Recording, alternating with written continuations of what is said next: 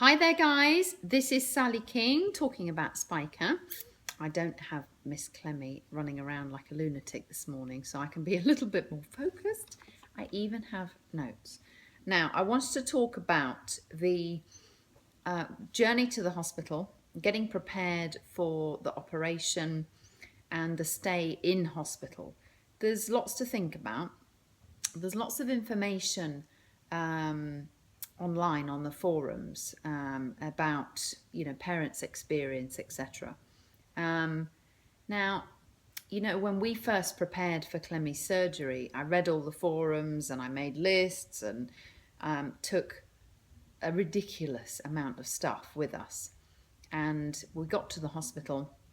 We were just about to go down for the surgery, and the surgery was actually cancelled at the very last minute because of an emergency in the hospital. And on the way home, I kind of realised that we had so much stuff, it was ridiculous. So when the surgery date came round the second time, I actually thought, you know what, I'm not going to take stuff in. My husband and I were going to do it on relay anyway, so I was going to be there and then he would take over. So he could always bring in anything that I'd forgotten. And I think that's definitely the best thing to do. You don't really need much anyway. And as we discovered, you don't need bags full of nappies and clothes and things like that because it's just not necessary anyway. You only really need the nappies and clothes on the last day when you're going to be going home.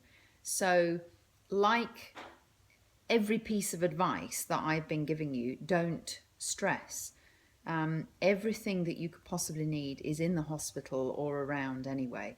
We were at the Bristol Children's Hospital, and right on the doorstep are several shops anyway that you can get any stuff from that you need.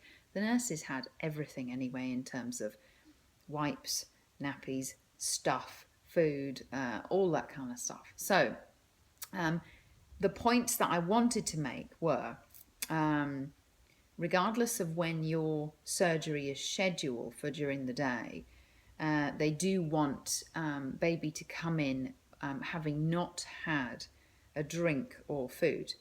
I had a complete meltdown about this the first time because I'm a proper feeder.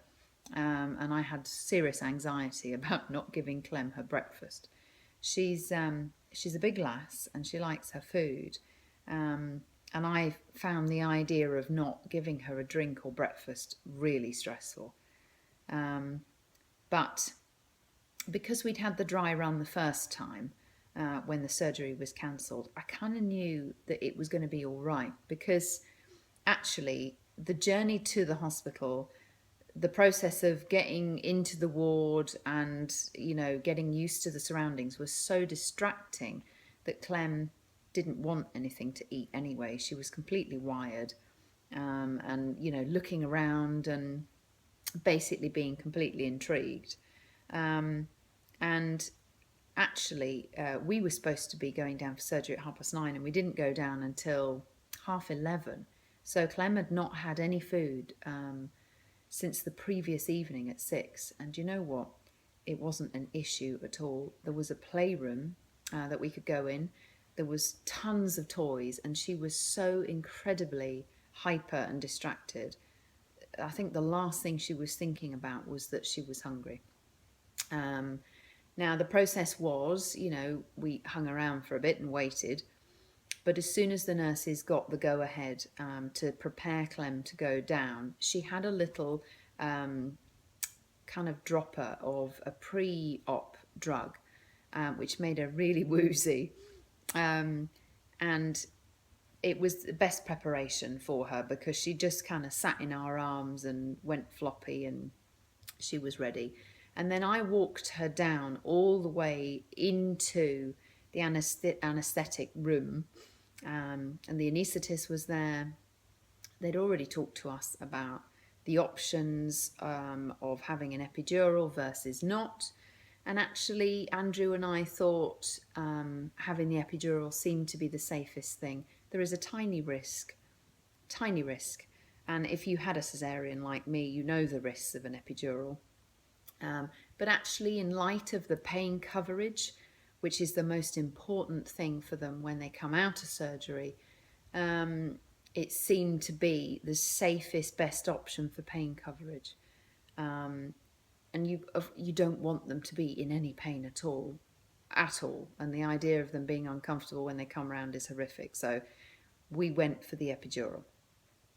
Don't worry, they're not remotely aware that they're having it because they have their gas and air first.